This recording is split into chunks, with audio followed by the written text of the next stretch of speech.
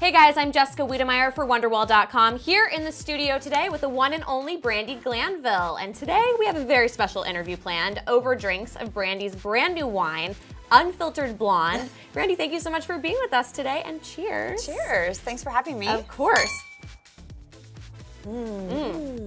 Oh my God, I love that. So That's good, so right? good. It's a Sonoma County Chardonnay. The process of getting to know wine was huge for me, and everyone knows I love wine. Right, anyone who knows anything about you Yes. knows that you love wine. So why did it take you this long to start your own label? You know, that's a really interesting question, because I thought about it a long time ago, and I wrote the books, and I'm like drinking and tweeting, drinking and dating, like why don't I have my own wine? And then a friend came to me and goes, you really should talk to these people in Sonoma and do a wine. I don't know anyone that knows and likes wine more than you. So a year and a half later, Unfiltered Blonde. What makes this the perfect wine to throw in someone's face? I would say if it was on Housewives, I would just go get some cheap wine and throw it. Okay, but I hope that means that your wine tossing days aren't behind you. Speaking of Real Housewives, obviously everyone out there knows that you have scaled back your role on the show. How are you feeling now that it's behind you? I mean, I'm cutting back on my antidepressants. I wake up with a smile. It's not, there's a stress that goes with it. I don't have that anymore. So my days are happy and carefree. And, I talked to Yolanda, she's like, oh, it's so stressful. I'm like, I know. And you will be returning in a smaller role in some capacity. Yes. Okay. I mean, they've asked me to leave the door open. Bravo was my home. They saved my life. I would never say, no, I'm not coming back.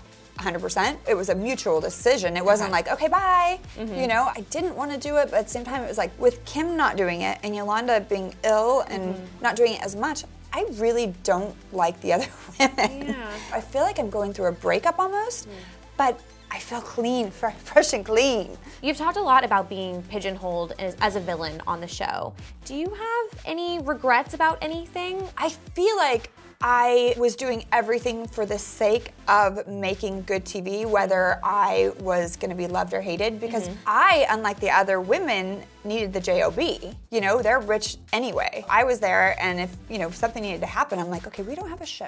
What can I do? Like throwing wine, I can't really explain it.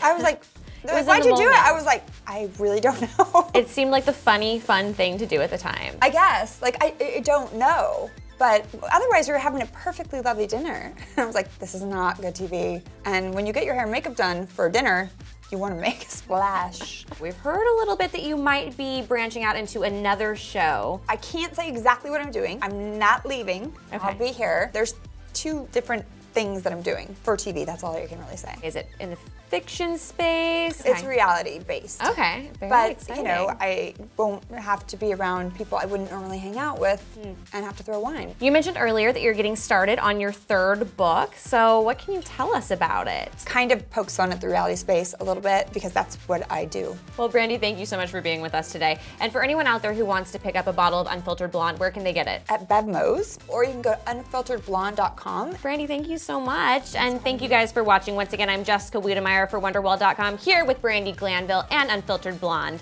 See you next time.